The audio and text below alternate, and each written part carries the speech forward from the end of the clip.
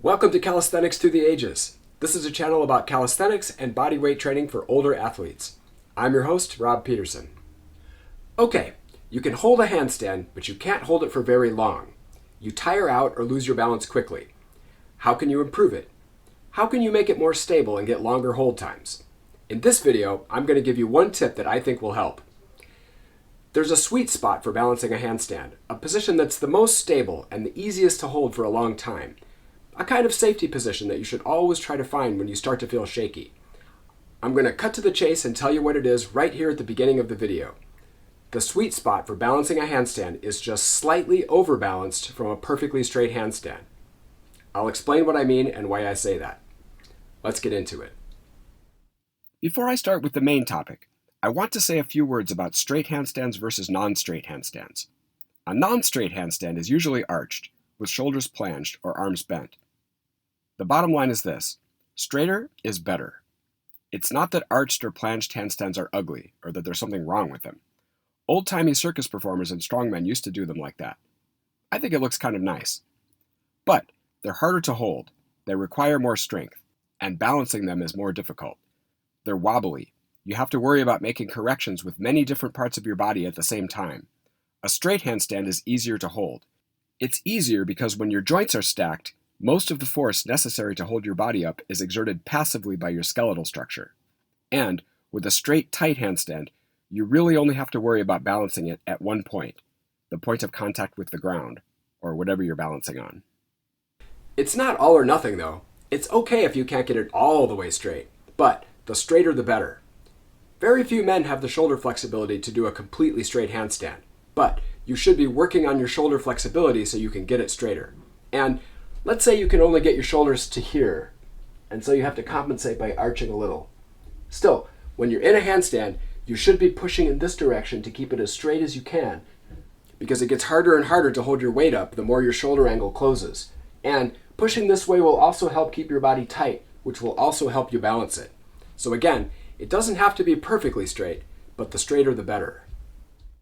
Speaking of straight handstands, I had a rude awakening a few months ago. I always thought I had a straight handstand. It feels completely straight. But recently, 3 things happened. 1, I started doing handstands for duration. 2, I started trying to learn a handstand on rings, which it turns out requires very flexible shoulders. And 3, I started a YouTube channel and started making a lot of videos of myself. It turns out it's much harder to fool yourself when you have photographic evidence. So, it seems that my handstand is not nearly as straight as I thought. But even though I'm old, and I've been doing my handstands that way for over 30 years, all hope is not lost. Since I really need my shoulders to be more flexible for my handstand on rings, I started stretching my shoulders and really trying to improve my flexibility. And it's been working. Check out these pictures. The one on the left is from October, and the one on the right is from January. I couldn't get the camera angle to match exactly, but I think it's pretty clear that my shoulders are straighter in the one on the right. And, as a kind of side benefit, it's helped to increase my handstand duration. I was stuck at around 60 seconds for months, but since working on my flexibility, it's steadily increased, and now I'm up to about 80 seconds. I'm pretty sure that some of that increase is because my shoulders are straighter, which again, makes it easier to hold a handstand. Okay, back to the main topic. I'm going to argue that there's a position that's easiest to hold and that you're least likely to fall out of. Now, while you're balancing a handstand, you don't just find the perfect position and then stay rigid. You have to constantly rebalance. It's inevitable. I don't care who you are or how solid your handstand is. There are constant little disturbances that threaten to knock you out of the balanced position. That's what the balance is all about, actively compensating for all those little disturbances. All right, just to make sure we're on the same page with the terminology I'm going to use. You kick up to a handstand and balance it. When you start to fall this way toward your feet, that position is underbalanced. And when you start to fall this way toward your back, that position is overbalanced. And really, you only have to worry about the front to back balance. Falling sideways is not an issue. You really have to try to fall sideways. So, how do you correct for underbalancing and overbalancing? If you underbalance very slightly, you can often catch it by doing subtle things like straightening your shoulders or just easing off pushing with your fingers. But if you underbalance significantly, you have to either plange your shoulders or bend your arms. Once you catch the balance, you can push yourself back up to a straight position. If you overbalance, there are also two main things that you can do. The first thing that you can do is to push with your fingers, and that's the most important thing. That by itself is enough to correct the overbalance most of the time. If you've fallen farther, you can also allow yourself to arch, but maintain a lot of tension in your core so that you don't completely fall. Again, you can sort of catch yourself and push yourself back to a straight position. Another thing you can do if you lose your balance in either direction is to walk on your hands. But try not to do that. If you're trying to learn to balance a handstand, it's better not to rely on the crutch of walking on your hands. Instead, just come down from the handstand and try it again. Okay, all of this is just general handstand balancing technique. What's this magic position that I talked about in the beginning?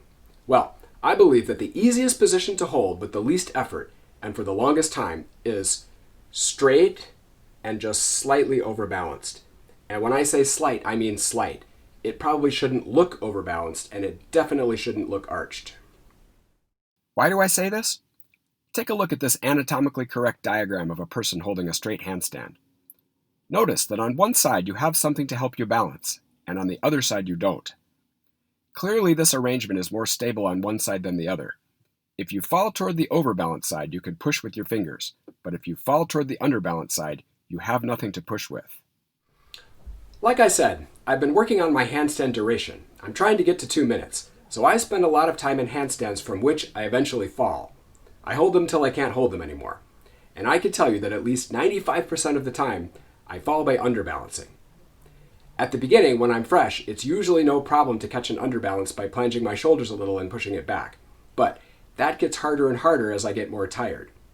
It's very rare for me to ever fall by overbalancing. It's simply much easier to hold on when you're overbalanced than when you're underbalanced. So, rather than trying to hold it absolutely straight up and down, where you're sort of equally likely to underbalance as to overbalance, I'm advocating holding it slightly overbalanced so that you reduce the likelihood of underbalancing, because underbalancing is more likely to make you fall. Now remember, very slightly overbalanced is what you want. If you overdo it, it'll look funny and possibly arched. And you'll also tire out your forearms and core from pushing constantly while trying to maintain your balance. But if you hold it very slightly overbalanced, it doesn't require much effort and you can maintain it for a long time. It should still feel very straight, but it should feel like you're leaning slightly on your hands, like you would fall if you didn't push back on the ground a little with your fingertips. And you should feel like you might fall if you didn't maintain tension in your core, but it should still feel very easy to maintain. When I'm in a long handstand, like past 45 seconds or so, I constantly fight to maintain that easiest position.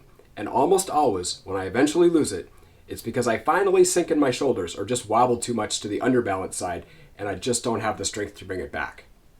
I realize that this take on things may be controversial. A lot of people, especially gymnasts, will probably disagree with this. Now, I love gymnastics. I wish I could have been a real gymnast. But gymnasts are kind of elitists. They seem to think that if you're not perfectly straight with a perfect hollow body position, then whatever you're doing is worthless.